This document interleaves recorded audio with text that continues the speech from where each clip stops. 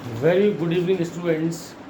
And this one is our first lecture after a long time when we are going to make a video lecture in business statistics, and that one is skewness.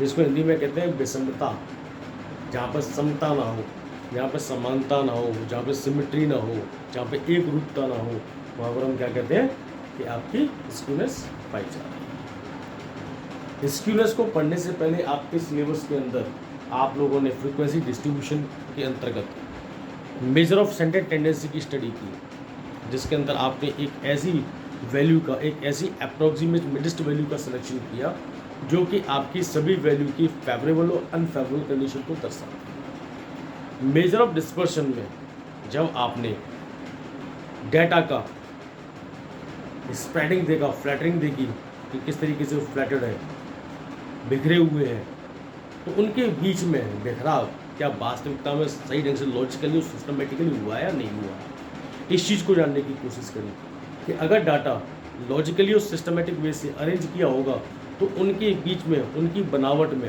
जो data frequency distribution का जो series का distribution है, उसका composition है, उस पर आपने प्रकाश डालने की कोशिश की थी, आपने नॉलेज को अकर करने की कोशिश की थी कि data is arranged in a logical and systematic way और not. If the data is there in a systematic and logical way, that means your whole study is there over the composition of the arrangement of a series. If they are in an accurate way, in a systematic way, तो उनके बीच में gap नहीं पाया जाएगा, उस data के बीच में कोई भी गैप नहीं बनेगा। तो गैप नहीं बनेगा तो दैट मीन्स आपकी उसके उस वाली सीरीज में कोई भी एरर नहीं आ सकती, कोई भी एरर उसके अंदर नहीं आ सकती। मगर हमेशा ऐसा नहीं होता, जनरली ऐसा नहीं होता, अक्सर हमेशा नहीं है, जनरली ऐसा नहीं होता है कि जब भी आप कहीं से भी डाटा लेके आएँ और वह आपका बिना गैप के, बिना किसी रुकावट के, बिना किसी उतार चढ़ाव के समरूपता में मिल जाए। तो होता क्या है कि जो डाटा का डिस्ट्रीब्यूशन होता है वो हमेशा ही एक ही फ्लो में नहीं होता, कुछ ना कुछ एरर्स पाई जाती हैं। और उन एरर्स को रिमूव करने के लिए आपने मीन डेविएशन और स्टैंडर्ड डेविएशन का यूज़ किया था उस एरर को रिमूव करने के लिए। मगर ऐसा करने के बाद भी एक नई चीज़ पढ़ने के लिए आती है जिसे हम कहते हैं स्क्यूनेस। वो क्या चीज़ है वो देखिए। अगर इस तरीके से कोई डेटा था x1, x2, x3, x4, x5 और ये x7, जो मैंने अभी बोला था उसी चीज़ को फिर से देखिए। मैंने क्या किया था, यहाँ से एक सेंट्रल से एक वैल्यू का चुनाव किया, अप्रॉक्सीमेटली वैल्यू जो इनका और इनका फेवरेबल और अनफेवरेबल कंडीशन को दर्शा रही थी। डिस्पर्शन में मैंने क्या देखा कि इनके बीच में जो गैप है, इनके बीच में जो गैप है वो सही ढंग से है या नहीं है, वो परंपरागत है कि नहीं है, वो सिस्टमेटिक वे से है या नहीं है। मगर इस गैप को, इस दूरी को रिमूव करने के लिए कि वो सिस्टमेटिक वे से आए, वो समरूपता से आए, तो आपने डिस्पर्शन की स्टडी की थी। और मैंने कहा वो डाटा हमेशा ही सिस्टमेटिक वे से निकल के नहीं आता, क्योंकि अगर ये डाटा सिस्टमेटिक वे से होता तो आपको मीन डेविएशन, स्टैंडर्ड डेविएशन पढ़ने की आवश्यकता नहीं पड़ती। दैट मीन्स ये जो गैप निकल के आ रहे हैं, जो बनावट पर, जो उसका शेप है, जो उसकी डिज़ाइन है, जो उसका पैटर्न है जो बन के तैयार हुआ है, अगर वो एक रूपता में होता, समान अंतराल पे होता, या मैं कहूँ समान तरीके से होता, या फ्रिक्वेंसी का डिस्ट्रीब्यूशन इस तरीके से होता, इस समरूपता से होता कि पहले फ्रिक्वेंसी धीमे धीमे चलती, फिर उठती, ऊपर की बढ़ती, और एक निश्चित बिंदु पर जाने के बाद और फिर वो नीचे आ रही होती। अगर ऐसा सिचुएशन पाई जाती है, रेगुलर कांस्टेंट पेपर फ्लो पाया जाता है, तो हम कहते हैं कि उसके अंदर सिमेट्री है, दैट मीन्स उसके अंदर एक गैप्स नहीं है, ये बनावट जो है, उसकी संरचना जो है वो सही है, कंपोजिशन उसका सही है। मगर ऐसा देखने के लिए नहीं मिलता, तो ऐसा देखने के लिए नहीं मिलता, तो दैट मीन्स उसमें एरर्स आती हैं, तो मीन डेविएशन, स्टैंडर्ड डेविएशन पढ़ रहे थे। मगर स्क्यूनेस ने क्या कहा कि अगर सीरीज के अंदर फ्रीक्वेंसी डिस्ट्रीब्यूशन का फ्लो, अगर डिस्पर्शन सही होता, अगर समरूपता होती, तो निश्चित तौर पर सीरीज हमारी सिमेट्रिक कहलाती। क्या कहलाती? सिमेट्रिक कहलाती, एक रूपता में कहलाती, ठीक है ना। एक रूपता होने का मतलब है कि उसमें जो भी चीज़ है वो बड़ी सिस्टमेटिकली और लॉजिकली अरेंज की हुई है, उसके अंदर आपका फ्रीक्वेंसी डिस्ट्रीब्यूशन बड़ा ही वेल तरीके से वेल डिफाइंड है, जैसे वेल से कर्व होता है, अब उसके अंदर जो भी डिसीजंस होंगे वो बड़े क्रिस्टल क्लियर होंगे, वो किसी को वाइज और अनवाइज नहीं हो सकते। मगर जो डाटा आता है वो इनका गैप से फुलफिल आता है, किसी के इमोशन से होता है, कोई फीलिंग्स के आधार पर डिसीजन दे रहा होता है, कोई अपने विचारों को किसी से इन्फ्लुएंस होकर दे रहा होता है, तो गैप्स आते हैं डाटा में। तो डाटा में जो गैप आते हैं तो डाटा कैसा होता है, एसिमेट्रिकल होता है। कैसा होता है, एसिमेट्रिकल होता है। एसिमेट्रिकल होने का मतलब है उसके अंदर क्या है, स्क्यूनेस। और स्क्यूनेस का मतलब क्या, कि जब डाटा की फ्रीक्वेंसी का फ्लो एक सिस्टमेटिक वे से नहीं होता, दैट मीन्स पहले धीमे धीमे बढ़े, फिर एक अधिकतम बिंदु तक पहुँचे और फिर वो नीचे नीचे डिक्लाइन आ जाए। अगर ऐसा नहीं होता तो उसके अंदर क्या पाई जाती है, एसिमेट्रिकल पाई जाती है, डाटा का डिस्ट्रीब्यूशन प्रॉपर तरीके से नहीं होता, तो उसे कहते हैं asymmetrical distribution of data. Asymmetrical distribution of data का मतलब क्या होता है, स्क्यूनेस होती है। और इससे क्या मैं कह सकता हूँ कि फ्रीक्वेंसी डिस्ट्रीब्यूशन का वह प्रॉपर्टी जिससे आप ये बता पा रहे हैं कि the distribution is there in a proper way और नॉट, ठीक है ना, that one the distribution of frequency is there in a regular way or not, or in a systematic way or not. अगर वो systematic way से होगी that means there is a symmetry. If unsystematic way distribution of frequency is there, तो उस situation में आपके जो mean median mode की जो फ्रीक्वेंसी होती है ये फ्लैक्चुएट हो जाती है। अगर यहाँ पे देखें, अगर इस सिस्टमेटिक वे से डाटा हुआ, सही तरीके से डाटा का फ्लो हुआ, तो इस मैच्योरिटी लेवल पर आपकी मीन मीडियन मोड की वैल्यू एक समान होगी, कोई अंतर नहीं होगा। मगर जनरली ऐसा नहीं होता। नहीं होता तो क्या होता है कि आपके कभी कभी अर्थमेटिक मीन ज़्यादा हो जाता है मोड में, कभी मोड ज़्यादा हो जाता है अर्थमेटिक मीन से, क्योंकि डाटा सिमेट्रिकल ना होकर कैसा होता है, एसिमेट्रिकल होता है। एसिमेट्रिकल डाटा होता है, ठीक है ना। अब इसको देखो, ये तो कहानी थी, कहानी थोड़ी पल्ले नहीं पड़ेगी। अब थोड़ा सा एग्जाम्पल से समझ में आएगा, जब आप बताओगे हाँ जी समझ में आई है। तो क्या है नहीं,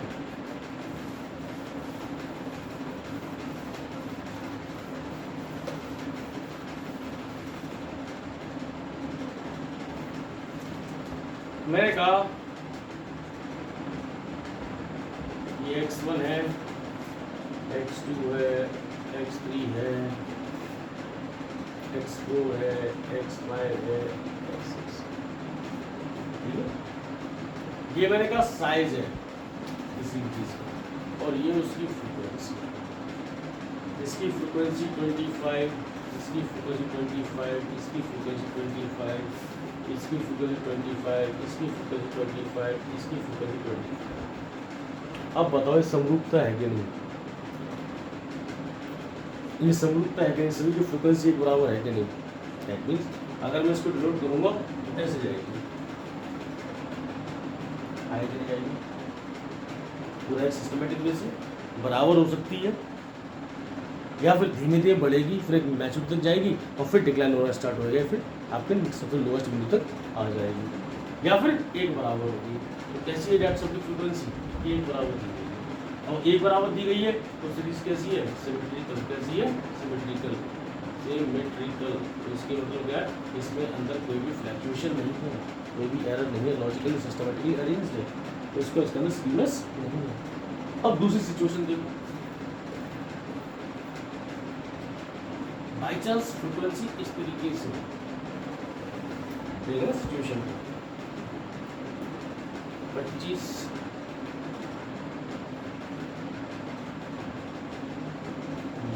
10 है, 25 है, 15 है, 25 है, 25 है, 33 है, 40, ठीक है। अब इनको देखो, 15 है और 10। अब देखो फ्रीक्वेंसी यहाँ से चली, 15 पे गई, 25 पे पहुँच गई, तो 5 पे आई और ऐसे आ गई, ठीक है ना। यहाँ 10 था, यहाँ 15 था, यहाँ 25 था, यहाँ 15 था, यहाँ 10 था। बताओ सिमेट्री है कि नहीं, एक रेगुलर वे से डिस्ट्रीब्यूशन हुआ है कि नहीं हुआ है, एक कांस्टेंट वे से फ्लो हुआ है कि नहीं हुआ है। तो ऐसा फ्लो जो होता है उसके अंदर भी आपकी सिमिट्री जो है ना सीरीज होती है, ठीक है ना। मगर बाई चांस अब सिचुएशन और देखना,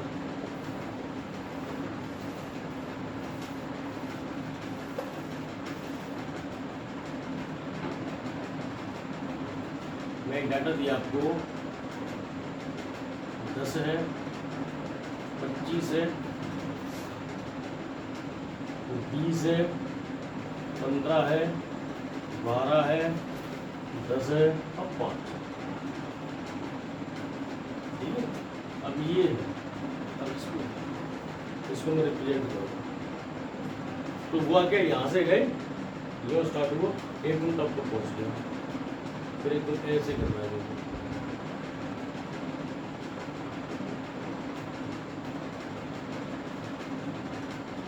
ऐसे क्या ये फ्लो नॉर्मल है? क्या फ्रीक्वेंसी का डिस्ट्रीब्यूशन नॉर्मल है? ये डाटा निश्चित तौर पर किसी न किसी की इन्फ्लुएंस पाया, किसी की इमोशंस पाया, किसी की फीलिंग्स पाया, अपने बचाव से नहीं आया है, इसके अंदर एरर है। तो डिस्पर्सन के अंदर ये बिखराव जो है वो सही ढंग से नहीं हुआ है। तो डाटा के बीच में जो बिखराव है x1 x2 के बीच में जो अरेंजमेंट है डाटा का वो सही नहीं है, गैप है। इसकी वजह से आप जो भी डिसीजन लाएंगे उसमें कुछ ना कुछ एरर आएगी। तो ये डिस्ट्रीब्यूशन में जो गैप था वो तो आप रिमूव कर लेते हो आपके डेविएशंस के बेसिस पर, स्टैंडर्ड डेविएशन, मीन डेविएशन से। मगर इनके बीच में ये डाटा को लॉजिकल बनाने के लिए कोई डिसीजन तो लेने भाई आगे, ये एरर तो है इसके अंदर।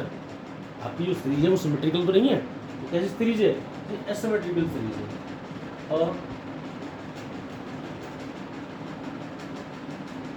और सिमेट्रिकल सीरीज है, और सिमेट्रिकल सीरीज क्यों, इसमें डिस्ट्रीब्यूशन ऑफ फ्रिक्वेंसी एक कांस्टेंट बेस से नहीं, उसमें कुछ बिखराव है। अब एक चीज़ ध्यान रखनी है, ये सिमेट्रिकल था, दैट मीन्स इसके अंदर स्क्यूनेस है, ठीक है ना। तो यहाँ से क्या चीज़ निकल के आती है, इस ग्राफ से देखिएगा, अगर कोई कर्व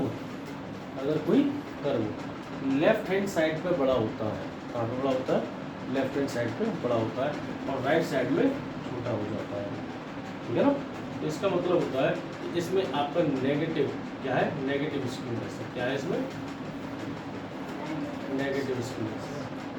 लेफ्ट साइड की तरफ अगर आपकी फ्रीक्वेंसी का फ्लो या उसकी मैक्सिमम मैच्योरिटी आ जाती है और राइट साइड की तरफ स्लो स्लो चला जाता है, तो ऐसी सिचुएशन में उसे नेगेटिव स्क्यूनेस कहते हैं। और कहने का मतलब होता है कि यहाँ पर आपके मोड की वैल्यू आपके एक्स बार से, मीडियन से, आपके मीन से ज़्यादा होती है, ठीक है ना। तो क्या है, ये नेगेटिव स्क्यूनेस है, दैट मीन्स आपके मोड की वैल्यू आपके अर्थमेटिक मीन से ज़्यादा होती है। या मैं कहूँ इसका फ्लो यहाँ पे ज़्यादा हो गया, फ्रिक्वेंसी ज़्यादा जमा हो गई है, तो मोड यहाँ हो गया, तो अर्थमेटिक मीन आपकी यहाँ पे पहुँच जाएगा, ये अर्थमेटिक मीन की वैल्यू छोटी हो जाती है, ठीक है ना। अब एक और चीज़ देखिए, इसी में थोड़ा सा बाई चांस डाटा ऐसा होता 10, 15, 10, 12, 15, 20, 25, 20, ठीक है। अब देखो इसको देखें, अचानक डाटा धीमे धीमे बढ़ा, मैच्योरिटी तक पहुंचा, और पहुंचने के बाद उसकी घूमने के चांस देखो,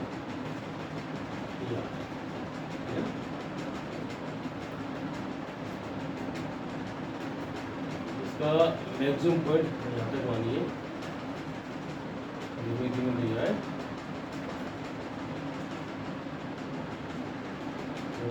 20,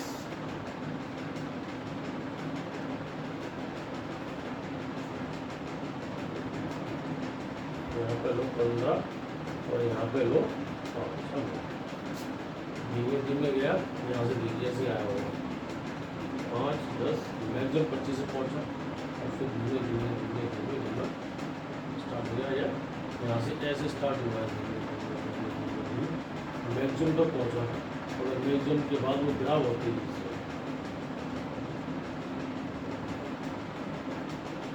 हुआ तो ठीक है। अब यहाँ पे क्या हुआ कि यहाँ से फ्रिक्वेंसी धीमे धीमे धीमे धीमे स्टार्ट होती है, मगर राइट साइड पर जाने पर मैक्सिमम लेवल पर पहुँचती है और उसका फ्रिक्वेंसी बहुत स्पीड से उतर जाती है। तो ऐसी सिचुएशन में इसे हम कहते हैं पॉजिटिव स्क्यूनेस। क्या कहते हैं? Positive skewness. इसका मतलब क्या है कि यहाँ पे तो मैच्योरिटी नहीं होगी, यहाँ पर तो मैच्योरिटी नहीं होगी, दैट मीन्स यहाँ पर अर्थमेटिक मीन की वैल्यू आपको मोड से ज़्यादा हो जाती है, तो फ्रिक्वेंसी एक साथ गिर पड़ी, यहाँ पे आपका अर्थमेटिक मीन की वैल्यू मोड से ज़्यादा हो जाती है, इसलिए पॉजिटिव स्क्यूनेस कहते हैं।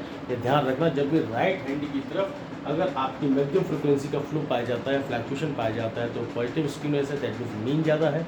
और लेफ्ट हैंड की तरफ अगर फ्लैक्चुएशन ज़्यादा पाया जाता है, दैट मीन्स आपकी मोड की वैल्यू ज़्यादा है, अर्थमेटिक मीन की कम है, और वो नेगेटिव स्क्यूनेस कहा जाता है। तो ये क्यों है? क्योंकि इनके बीच ऑफ फ्रिक्वेंसीज का डिस्ट्रीब्यूशन अगर कॉन्स्टेंट नहीं होता, उनके बीच में अगर सही तरीके से सिमेट्रिकल डाटा नहीं पाया जाता, सिस्टमेटिक वे से डाटा नहीं पाया जाता, तो ऐसी सिचुएशन में कोई भी डिसीजन सही तरीके से नहीं हो सकता है।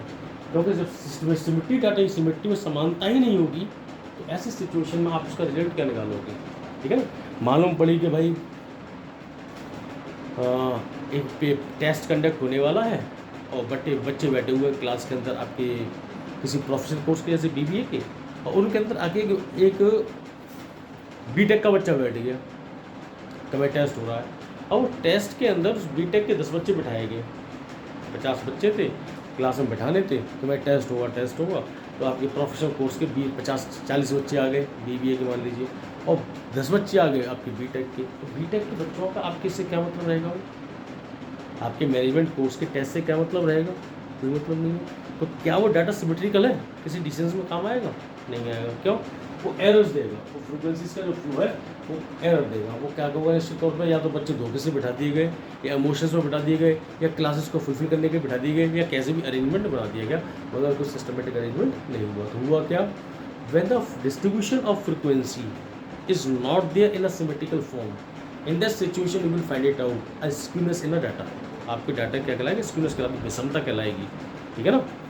और when the data is there in a symmetrical form, that means there is no, when the data is there in a symmetrical form and there is no skewness, कि उसके अंदर कोई भी skewness नहीं है। और हम भी जब भी डिसीजंस ले रहे होते हैं, वो कभी भी एसिमेट्रिकल डाटा पर ही लेते हैं, अनलॉजिकल डाटा पर ही लेते हैं। हमेशा कैसे भी लेते हैं? जहाँ पर डिस्ट्रीब्यूशन, फ्रीक्वेंसी का डिस्ट्रीब्यूशन एक लॉजिकल वे से होता है, एक सिमेट्रिकल बेसिस पर होता है। ठीक है ना। अब स्क्यूनेस को कैलकुलेट करने के लिए आपके कुछ मेथड्स हैं।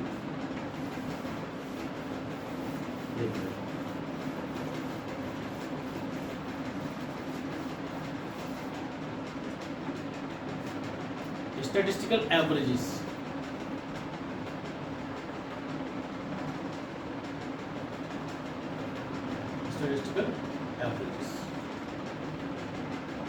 के बेसिस पर लिए गए माध्यमों के बीच में, स्टैटिस्टिकल एवरेजेस के बीच में लिए गए अंतर को ही आपकी स्क्यूनेस मेजरमेंट के लिए यूज़ किया जाता है। देखो मैं बता रहा था कि अगर नॉर्मल कर्व है, अगर सही तरीके से आपका डाटा का डिस्ट्रीब्यूशन हुआ है, अगर उसके अंदर सिमेट्री है, तो मीन, मीडियन, मोड की वैल्यू हमेशा बराबर होती है। अगर उसके अंदर मीन की वैल्यू ज़्यादा हो जाती है या मोड की वैल्यू ज़्यादा हो जाती है, तो ऐसी सिचुएशन में डाटा कैसा निकल के आ रहा था? असिमेट्रिकल निकल के आ रहा था। तो मैं कहता हूँ स्टैटिस्टिकल एवरेजेस के बीच के अंतर को हम स्क्यूनेस के मेजरमेंट के तौर पे यूज़ करते हैं। ठीक है ना। तो स्टैटिस्टिकल एवरेज मेनली जो हम पढ़ते आ रहे हैं वो आपने देखे होंगे, एक अर्थमेटिक मीन है जिसको हम एक्स बार से शो करते हैं, एक मोड है जिसको हम जेड से शो करते आ रहे हैं, एक मीडियन है जिसको हम एम से शो करते हैं, और भी एवरेज है मगर ये मेनली है जिनको हम यूज़ कर रहे होते हैं। तो दैट मीन्स स्क्यूनेस को हम शो करते हैं एस के बेस के ऊपर, और इसका फॉर्मूला क्या होता है? अर्थमेटिक मीन माइनस मोड, ये आपका स्क्यूनेस कहलाएगा, या अर्थमेटिक मीन माइनस मीडियन, ये आपका स्क्यूनेस कहलाएगा, या मीडियन माइनस मोड, ये आपकी स्क्यूनेस कहलाते हैं। कि अभी तक जितने भी स्टैटिस्टिकल रिसर्च हुई है तो उनके साइंटिस्ट ने ये चीज़ निकाली कि अगर इन तीनों के बीच में कोई भी अंतर नहीं हुआ तो वो सिमेट्रिकल डाटा होता है, अगर इनके बीच में कोई भी अंतर होता है तो निश्चित तौर पर एसिमेट्रिकल डाटा होता है। तो ऐसी सिचुएशन डिसीजंस के बीच में वेरिएशन, ठीक है। अब बात समझने वाली चीज़ है कि ये तो था बहुत सारे ऑथर्स के बेसिस पर निकाला गया डिसीजन, मगर इसमें कार्ल पियर्सन आए। कार्ल पियर्सन साहब ने स्क्यूनेस के ऊपर एक नई कहानी पेश की। उन्होंने कहा for the measurement of skewness, इस विषमता, इस अंतर, असमेटिकल के लिए the best measures are arithmetic mean and mode. तो अच्छे मेजर्स कौन से हैं? मीन का और मोड का यूज़ किया जाए कि अगर इनका अंतर निकाला जाता है, उनका कहने का मतलब था अगर स्क्यूनेस के लिए हम अर्थमेटिक मीन में से मोड माइनस कर देते हैं तो यही इसका मेजरमेंट आपके स्क्यूनेस के बेस का, मेजरमेंट के बेस का सबसे बेस्ट मेजर्स है। But generally you will see when we are going to calculate a mode in some series it is not easy and normal to calculate the mode। इतना आसान नहीं होता, या तो वो अनक्लियर होता है, उसमें दिखता नहीं है, क्योंकि हमारा जो ऑब्जर्वेशन मेथड है, इंस्पेक्शन मेथड है, उसके ऊपर तुरंत हमें दिखाई नहीं देता, या हमें ग्रुपिंग मेथड के थ्रू से कैलकुलेट करना पड़ता है, तो बड़ा टफ हो जाता है। तो उन्होंने कहा कार्ल पियर्सन साहब ने कि बेस्ट मेजर तो ये है कि इन दोनों के डिफरेंस के आधार पर आप स्क्यूनेस को मेजर करो, मगर बाई चांस कहीं पर भी दिक्कत आ रही है ऑप्शनल बेसिस पर आप मीडियन को भी यूज़ कर सकते हैं कि अर्थमेटिक मीन से आप मीडियन माइनस कर दीजिए, मगर इस अंतर की जो लिमिट होगी that will be the 3 times, तो ये भी आपके स्क्यूनेस में यूज होगा। ये आपके स्क्यूनेस की मेजरमेंट के लिए फॉर्मूले थे, ठीक है ना। अब कॉफिशिएंट है, कॉफिशिएंट ऑफ स्क्यूनेस। तो देखिए जैसे हमने मीन डेविएशन निकाला था, उसके अंदर कॉफिशिएंट किसे निकाला था? आपके उसी जिसका अंतर था, जैसे मीन अबाउट मीन लिया तो मीन का डिवाइड लगा दिया था, मीन डेविएशन अबाउट मोड लिया तो मोड का डिवाइड लगा दिया था। मगर जब हमने स्टैंडर्ड डेविएशन पढ़ा तो वहाँ पे कॉफिशिएंट के लिए हमने क्या किया, आपके एक्स वार का डिवाइड लगा दिया, तो ऑटोमेटिक मीन से इसको कैलकुलेट किया था। तो यहाँ पे बेस्ट मेजर जो बताया है वो आपको मोड बताया है, ये तो ऑप्शनल बेसिस पे है। तो ये कहते हैं अगर आपको कॉफिशिएंट कैलकुलेट करना है, कॉफिशिएंट ऑफ स्क्यूनेस, तो उसको हम जे से शो करेंगे, और उसके लिए कहा उन्होंने एक्स वार माइनस जेड और स्टैंडर्ड डेविएशन का डिवाइड लगाइए, क्योंकि एरर्स को रिमूव करने के लिए डिस्पर्सन के बीच में जो डाटा के बीच में एरर आ रही है उसको रिमूव करने के लिए सबसे बेस्ट मेजर कौन सा था? Standard deviation. और हमका कहना है कि डाटा के बीच में अगर एरर नहीं होगी, वो गैप नहीं होगा, तो उसकी कंपोजिशन बड़ी सिमेट्रिकल होगी, सिमेट्रिकल होगी, स्क्यूनेस होगा ही। तो निश्चित तौर पर कॉफिशिएंट की वैल्यू को, एक नियतांक, एक फिक्स्ड वैल्यू निकालने के लिए हम स्टैंडर्ड डेविएशन का डिवाइड लगा देते हैं। ये ऐसे 3x बार माइनस मीडियन अपॉन, ये आपके कॉफिशिएंट की form. So in the next video, dear students, we will discuss about the numericals of skewness. Okay, thank you, bye bye.